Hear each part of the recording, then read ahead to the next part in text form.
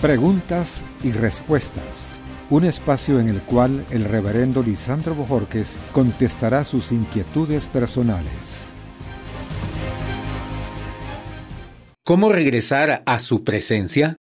La experiencia de sentir que nos hemos separado de la presencia de Dios, normalmente, no en todos los casos, pero en la gran mayoría de ocasiones, es por causa del pecado.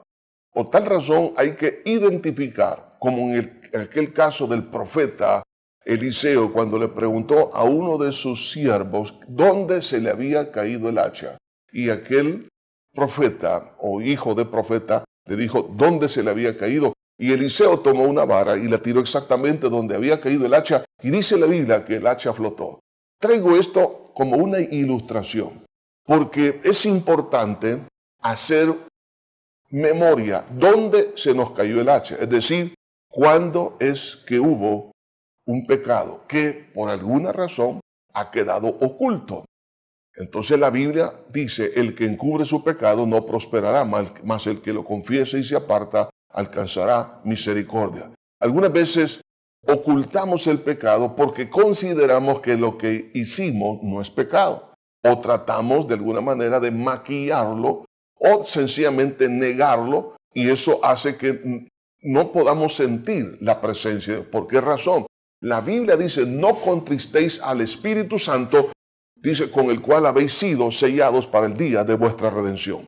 Entonces, todo pecado que comete un cristiano lo que hace es causa dolor al Espíritu Santo. Y entonces, esa falta de esa, digamos, experiencia sobrenatural con Dios va quedando realmente aislado y la persona se siente pues fuera de la presencia, aunque no ha sido abandonado por Dios, sino que lo que necesita esta cristiana o este cristiano es volver a Dios como el hijo pródigo. Entonces, el querer sentir o experimentar la presencia de Dios tiene que ver con el arrepentimiento. Eso fue lo que hizo el hijo pródigo. Dice la Biblia que el hijo pródigo dijo, después de haber vuelto en sí, y esto es importante, volviendo en sí, dijo, iré a mi padre y le diré, Padre, he pecado contra el cielo y contra ti. Es decir, que el hijo pródigo se dio cuenta que todo lo que estaba experimentando en su vida tenía que ver con haber ofendido a Dios y haber ofendido a su padre. Mi pregunta para usted que nos hace con tanta sinceridad esta interrogante para que tratemos de contestarla a la luz de la palabra de Dios, mi pregunta es, ¿se ha dado cuenta de su pecado? ¿Lo ha podido identificar? Y ha podido ver que el pecado en esencia, en primer lugar, es una ofensa a Dios en primer lugar y también una ofensa hacia otra persona. Entonces yo tengo que, para volver a la presencia de Dios, tengo que pedir perdón a Dios en primer lugar por haberlo ofendido a Él. No tanto para que me saque de esa esterilidad espiritual, sino porque me duele en mi corazón el haberlo ofendido. Y también pedir perdón a las personas que yo ofendí. Aquel hombre de Dios, aquel rey llamado David, en el Salmo 32 experimentó realmente la ausencia de la presencia de Dios. Y dice en este Salmo 32, bienaventurado aquel cuya transgresión ha sido perdonada y cubierto su pecado. Bienaventurado el hombre a quien Jehová no culpa de iniquidad, en cuyo espíritu no hay engaño. Mientras callé, se envejecieron mis huesos en mi gemir todo el día, porque de día y de noche se agravó sobre mí tu mano, y se volvió mi verdor en sequedades de verano.